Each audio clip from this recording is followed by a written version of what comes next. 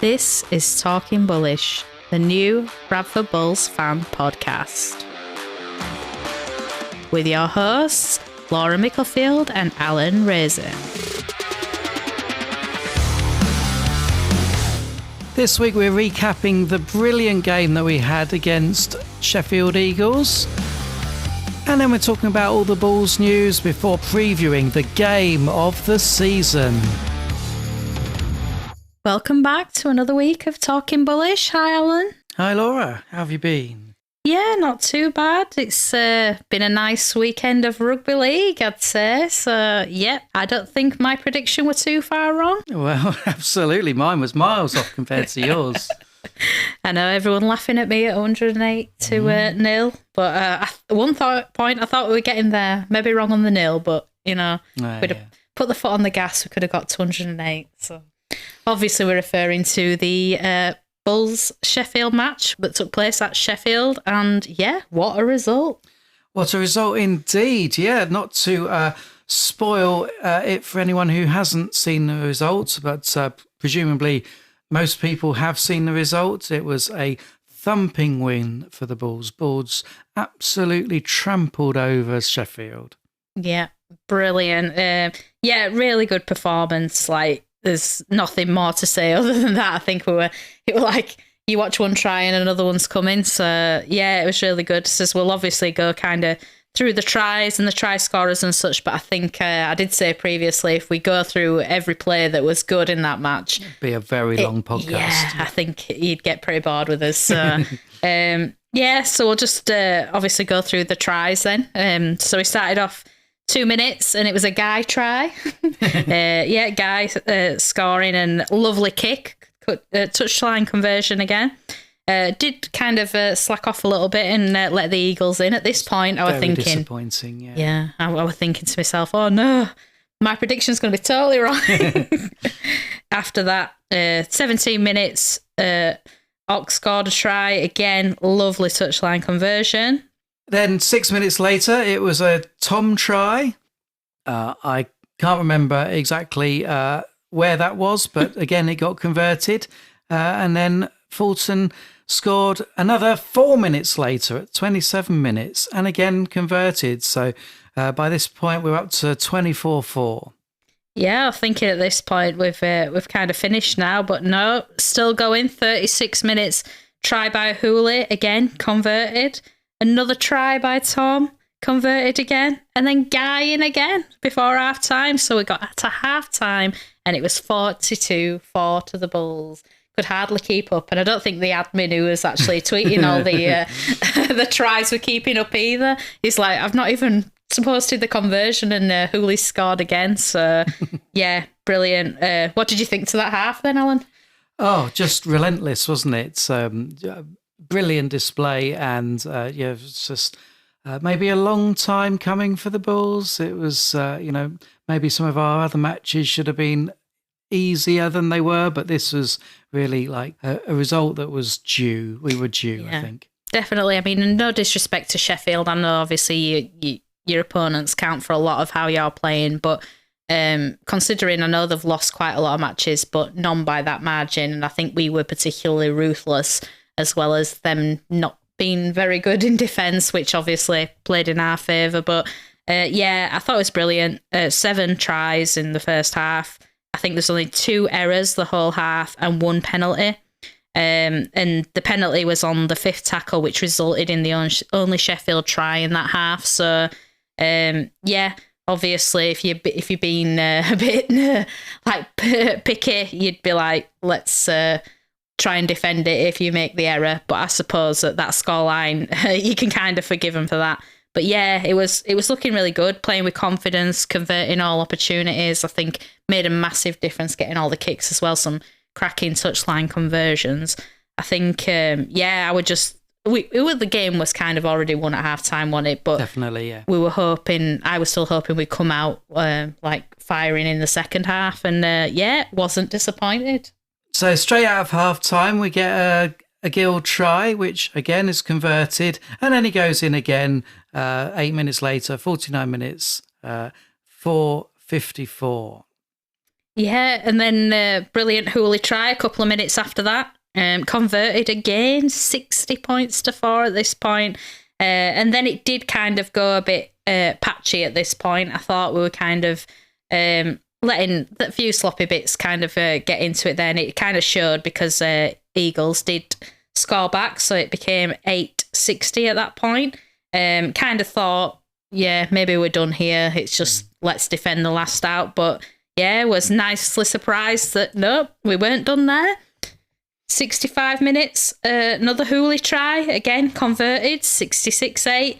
And then ending with a lovely try from Guy. I think I've seen the replay on that one. He's like crawls over some defenders to score. It's brilliant. 70 points to 8, and then Lily misses the kick. After all that, I think we can forgive him on that one. But yeah there was some beautiful conversions. I'm usually one to moan about the missed opportunities of conversions, like how many matches we've lost by 2 points, but yeah, couldn't have been better with the kicking tee, apart from obviously that last one, but we'll forgive him for that one. Absolutely. He said there's a scrappy patch towards the end of the match. It was a 6 again given that caused the Sheffield try.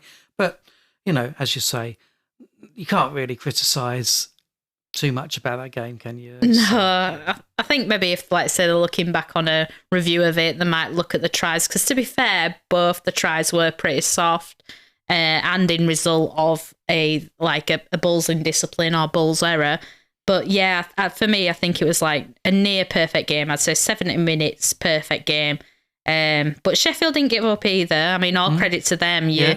Game was pretty much over at half time, and I know we were still obviously flying in with all the tries, but even in that kind of 10 to 15 kind of patchy bit towards the end, Sheffield did give it a good go. The forced 4 goal line dropouts. So when you look at that statistic, we could have ended up letting a lot more in than we did. I think obviously we did actually front up in defence as well, and obviously defence were fresh because we'd hardly done any. It was just all attack, wasn't it? And we just starved Sheffield of the ball, because it was just kind of like each set we got, we were kind of scoring a try. So yeah, I did feel a bit sorry for Sheffield in the end. Yeah, it must have been a hard watch for them. So. Yeah, but no, overall I can't see there's much criticism of that match at all. I mean, I think the whole match I've watched the full replay back, and there was 6 errors. 5 of them were in that last 15 minutes of scrappiness. So 1 penalty and 2 6-agains given away by the Bulls.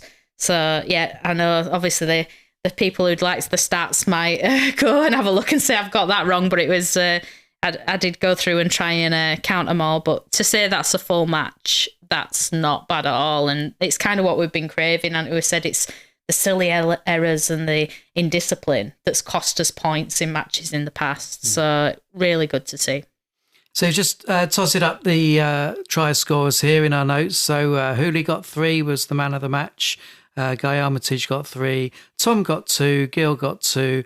And then Ock and Fulton also got 1 each. So yeah, like brilliant full team performance. Like what more can you say? Brilliant match. Go and watch it if you have time. Yeah, definitely. I think that's one definitely to watch back on the replay. I watched the highlights and the full match back, and I won't mind watching it again because some of the tries were brilliant.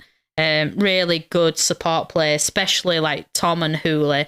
I think really like we're just there ready for like any kind of passes to get in there, which obviously shows with the 2 tries for Tom and 3 for Hooley, and some lovely tries on the edges again from Guy and Ock. And as always, Fulton just putting in a strong 80-minute performance and rewarded with a try. It was, the hitman went to Logan Bayliss. I thought his break down the middle was absolutely brilliant. I know he did that at the Batley match not so long ago, and I loved that try as well. But this one, obviously, he didn't have the legs to go the whole time. I think he passed on the inside, but brilliant setup from him. I think the forwards really set the platform for the backs to play how they did. And like you say, whole team performance, really good.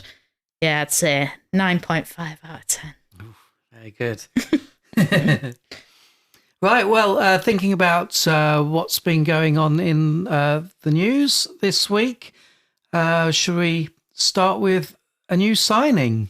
Yeah, so we have announced that we're signing Zane Musgrove on a deal until the end of the season. To be fair, once we signed him, I didn't know that much about him. To be fair, so I actually kind of had a look, and seems like a strong forward. Always good to have in the team. Yeah, okay. I also did some research after some listener feedback, so definitely keep that coming in. Unfortunately, his Wikipedia page doesn't talk a lot about his on-field performance, but there's some bits about his off-field performance. Won't talk too much about that, but I did notice that he was with Warrington for a season. He was actually contracted for 3 seasons and then went to Oldham, and then now he's coming for us. So it does kind of feel like he has trouble finishing contracts. Yeah, I think when I looked it up, it looked like he'd had some sort of ban at Warrington. I think like an 8-match ban or something. And I think at that point he was then signed by Oldham. And I don't think it would either the ban obviously was still whilst he was at Oldham, but I don't think he actually played that much for them. But obviously he's a Super League quality player as soon as he was signed by Warrington. And there's obviously something that Brian Noble sees about him, and he said he's really excited to have him in the squad, and says like obviously he'll fit in with the team and stuff. And I think like what we were saying last week, it's really important to have like a close-knit team that really wants to play for each other. And I suppose if he's spotted that in Zane as a player, I suppose it's for him to kind of show us what he can do on the field rather than the things that have gone on off the field. Yeah, like I say, not really seen him play much, so it'll be interesting, to see him. So, just to fill you in, Laura, then his 8-match ban was for an incident during the Challenge Cup final or semi-final, I think, where he used some inappropriate language. Apparently, he then immediately apologised for that. Which the referee noted down, but it was a behaviour violation, right? Okay, and so I think it was sort of inevitable to get a number of match ban, but he had to serve it, as you say, while he was at Oldham. Yeah. I mean, look, people have lapses in judgment. People say things that they shouldn't say in the heat of the moment. I think it obviously says something that he apologised for it, and obviously he's served his ban for whatever he's said. Obviously, I don't know what he's said, but let's hope clean slate. Obviously, he's served his ban. He's with us now, and hopefully he can, get on the field and start people talking about him for what goes on the field rather than off the field. So, let's see. Let's hopefully can comment on him next week if he gets into the match against Toulouse, which I can imagine he probably will. So hopefully. So he's a prop. So who do you think he would go in front of? Yeah, this is the hard one, to be fair. I've been trying to think what I'd do or where you put people. Now it's quite difficult. So obviously, I know we lost Doro, but we brought Hill in, and he went into loose forward. But then this week, I think we played Hill in the prop role. And if I'm right, I don't know did Hallis slip into loose forward this week? I can't exactly remember, but it makes me wonder if they're going to use him as loose forward, in which case would he drop Hallis? But if not, it'll have to be dropping actually one of the props, which everyone's so in form. I mean, even like Hallis, I won't want to drop Hallis, but it's like you've got Michael, Bayliss, Sker, Lawrence, Hill. Like who do you drop? He's obviously got plans because that's why he's brought him in. So he's obviously got an idea of who will drop. I mean, my guess would be that maybe Hallis would become 18th man, but I don't know. That's just what I would think. Not necessarily what I would do. I always like Sam in the team. Sam's one of my favourites. But but obviously he'll pick the team that does right for the match, because I know he was saying, like when people questioned him on this week's match against Sheffield, why he went with Gill over Tafua. He said obviously it was a 4G, 3G, 5G, whatever it's called. I say this every time, I don't know. A plastic pitch. That it's harder on obviously the knees and such for like older players. So he went with kind of someone who'd be easier on that surface. So whether he goes with Tafua this week for more of the kind of grunt up front sort of thing, because Toulouse are a big pack, maybe that's what I'll go for. But it depends where you're playing and how you're playing and what the game plan is to who he picks. So it will be an interesting one to see what the squad is this week. Yeah, obviously we're recording before that comes out, but keep an eye on the socials for updates on that. Yeah, the 21-man squad should be out soon, I think. And like I say, I'm quite interested to see who makes the final match day squad. But whoever it is, even if it's the exact same squad as Sheffield, I think every one of them deserve to be in that squad for this week, because they certainly all put in a performance to earn them a place. Any more news? I don't think so. I've not seen much other than that this week. It's been relatively quiet. I know that not really our news, it's Oldham news, but we did think that there was a chance that Ethan Ryan might be coming back, but he's gone to Oldham. But then the way that Mick was talking on the commentary made me think, is there a possibility for next year if we did get into Super League? But I don't know if he was referring to him signing for Oldham or possibility of coming back to us. I'm not sure. But yeah, a shame that he didn't come back. But again, we've got such strong edges at the minute with his centres and his wings. It's like, yeah, how does he fit in? It's already a conundrum between like, who do you play between Tafua and Gill? So to add Ryan to the mix would have been probably more of a headache, which might be why that decision's been made. Unless he just didn't want to come back and preferred to go to Oldham, which obviously is his prerogative. Yeah. Well then, so now we go to the moment that we have all been waiting for. Toulouse at home. I am very excited about this match. Very excited. I must have gone on the social medias and retweeted and liked the big Saturday Night Fever things the Bulls are putting out about 20 times. They even put a little TikTok out like, who's excited? I think my excitement's obviously bubbling over this one. Couldn't have been set up better. To be honest, I'm really excited too, yeah. And, my level of fandom compared to yours, Laura, not quite as extreme as yours, I should say. Yeah, but I'm so excited about this one. It's going to be a cracking match. Brilliant. And I'm so glad, Alan, that you're back. Like, just to fill people in, Alan's kind of been at his holiday home away abroad. So he didn't think he was going to be back for this match. And I was like, you're not going to be back for Toulouse? And I couldn't believe it. But turns out plans changed and he's come back with, like, I'm going to say he's come back because he wanted to come to this match. So we will both be there on Saturday night supporting. I won't deny that it was a factor. Yeah, but brilliant. Really glad that you're back for that one. It's want to get as many people in there as possible and get a really good atmosphere going, because it couldn't have been set up better. Absolutely. Second versus third, both on 32 points. Points difference means that we are 31 ahead at the moment, but if we lose, that means nothing. Oh, it's all in the balance, isn't it? Yeah, it's going to be a huge game.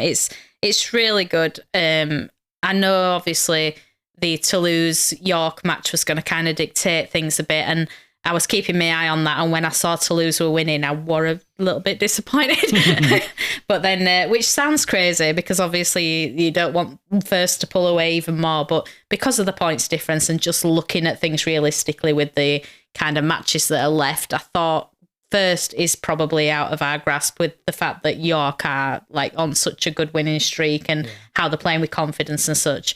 I felt like second was more achievable. So Toulouse actually losing that match just sets it up perfectly. And our lovely win over Sheffield didn't quite get the 108 points, but we've got enough to get us a bit ahead of Toulouse there. So if we do slip up towards the last two as well, if we do manage to obviously overcome Toulouse on Saturday, then we still might have a shot at second. So really, really looking forward to this one. Yeah, and just thinking about past this match, so they've got Toulouse have got quite an easy run in, I would say. So Batley at home, Hunslet away. So, likely to take all 4 of those points. Yeah, I can't see them dropping points. I mean, they're playing probably the 2 easiest teams that you could play towards the end, so they've got a quite easy one, but obviously they've got us first. Yeah, and then we've got London and away and Featherstone at home.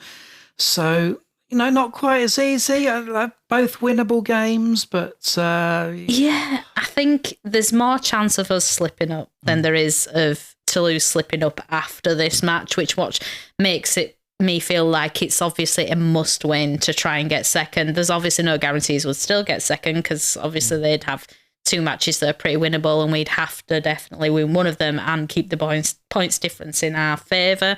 But yeah, I mean, when you look at it, London they've been close. Like, I know they've not scored many points this season and they are quite down the bottom end of the table, but they are close to winning some of those matches, only a couple of points off. They only lost against, was it Oldham this week, by 2 points?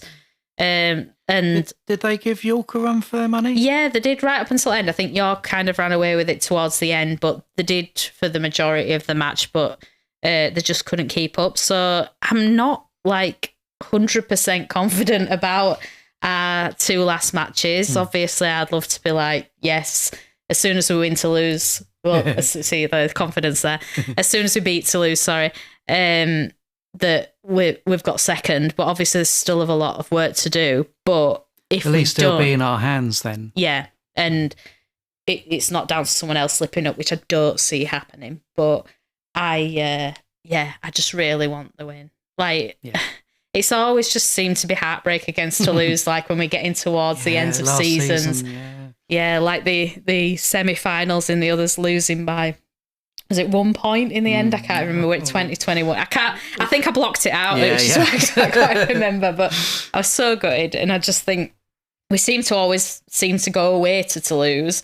So just getting that second spot, getting a week off, and then being at home for the semi-final would just be perfect. But yes, we shall see. What is your prediction, Al? I thought you might ask me that. I do think we will win. I think it's going to be a great atmosphere. Everyone seems to be in form, just really playing well together. Obviously, though, Toulouse are a really good team, so I can't decide whether it's going to be a really high scorer or a really low scorer. But I think it's definitely going to be a Bradford win, and I'm going to say by 10 points. So should we say 22-12? Interesting. So, forever the pessimist, who's been quite optimistic on these last few game predictions. I've got a feeling that we can do it. Yes. I've got a feeling that we can do it. Whether I will on the night, I don't know. But I think it's going to be much closer. I think it's going to be a very back and forth match. I feel like it's going to be we score, you score sort of match. Might be totally wrong. Might be another Sheffield, which would be brilliant. But obviously it's a different style of play as well, isn't it? Toulouse are a very big pack. Obviously the full time, it's not a team that's going to kind of tire towards the end of things that we can kind of take advantage of. They're going to keep toe-to-toe for the whole match, and we've got to really keep on it to keep with them.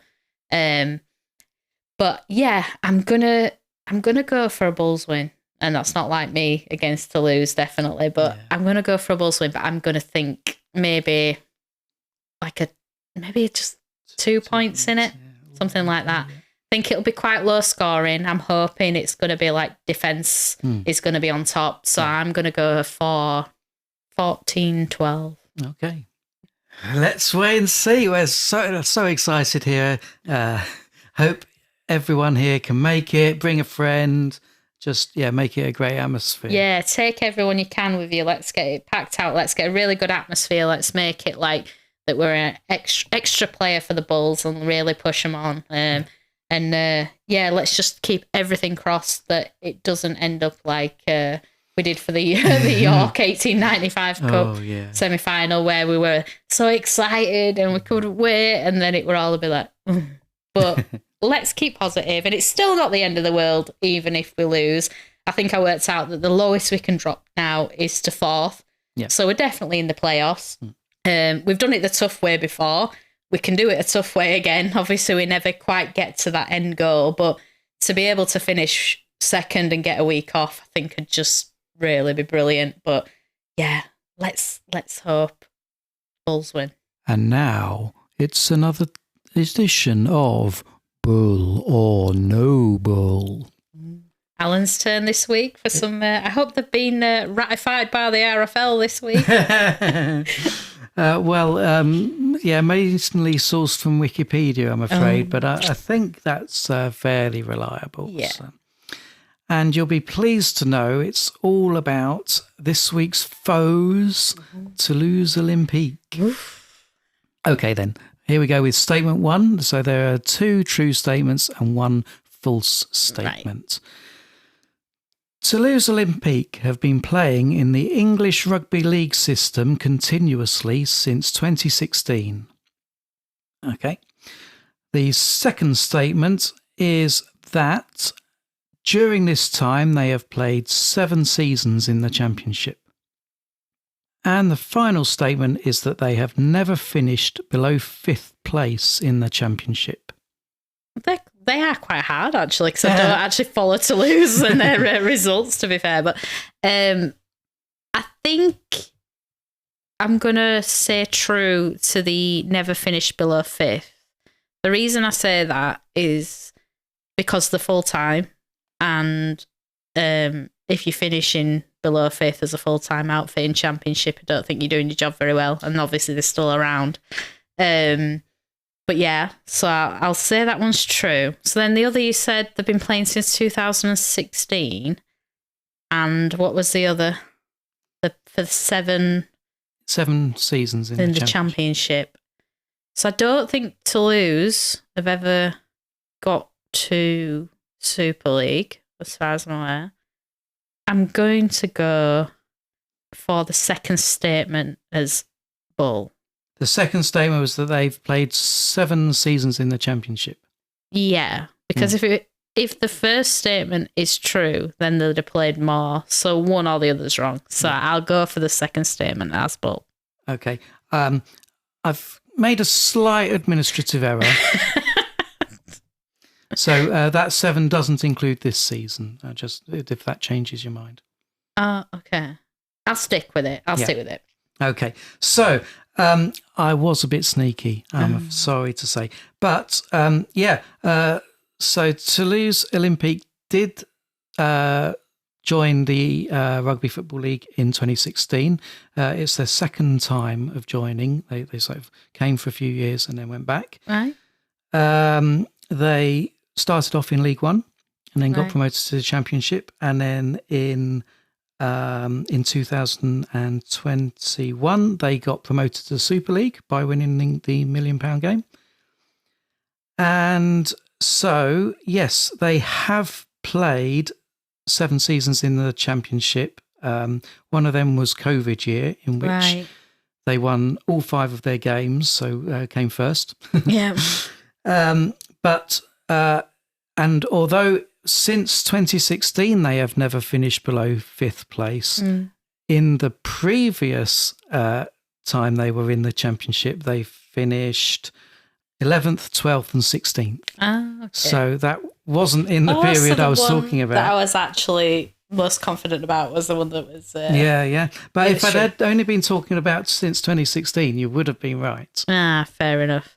But yeah, I'd like to say I don't do too much about them, but logically I should have thought about it, that they'd have entered in League One and worked their way up, which is what you do. So I was a bit silly there, not thinking about that. But who wants to know about Toulouse? I'm not bothered about getting things about them wrong anyway. No, absolutely. And when I was doing my research about this, I was very confused by there's this thing called the qualifiers. And there's Super 8s. What's that all about? The Super 8s were brilliant. I really liked them, but also heartbreaking because we were once involved in the Super 8s to get back into Super League playing Wakefield, and we lost due to a missed kick. And I remember I was with my partner at the time, and I were looking and I was saying, it's been missed, hasn't it? And I don't look, and she was like, yeah. I'm like, oh no. But anyway, so they brought heartbreak for me of the Super 8s, but I did quite enjoy them. So basically it was like the top 4 in the Championship and the bottom 4 in the Super League all had to kind of play, and you got to the end where you'd have someone obviously playing in the £1 million game, which of that game, one of you who won would go back into Super League, and the one that lost would get relegated into the Championship. These Super 8s are the reasons why, like, Hull KR came down, did they? Can't remember now. I'd have to go back in all the things, but there's a few where obviously Super League clubs did get like knocked out and did come down because of him, but it was quite a good concept because it was quite like entertaining. Obviously it extended the season as well because you kind of had them playing and stuff. Because little fun facts for you, I actually won tickets to one of the Super 8s, all the home matches for Bradford on Pulse Radio it was at the time. Yeah, and I had Robbie Hunter-Paul reading my name out on the radio, so my claim to fame there. But so I ended up going to all those matches.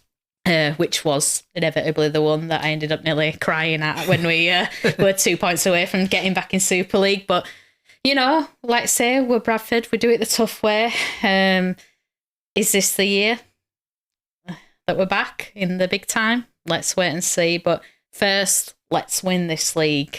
Let's win against Toulouse. Let's get that second spot cemented.